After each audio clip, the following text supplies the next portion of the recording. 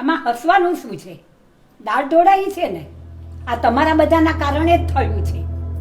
Very રિડિક્યુલસ. ગમે તેટલો પ્રયત્ન કરું ઊંઘ આવે જ નહીં.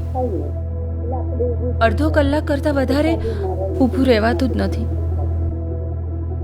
લાંબા સમય માટે બેસીને ઊભી થઉં તો અસહ્ય દુખાવો થાય. દાદરા ચડઉતર કરું તો ઘૂંટલા ચડી જાય.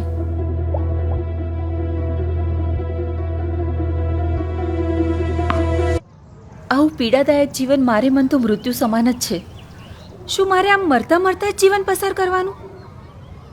આનો કોઈ ઉકેલ છે? છે.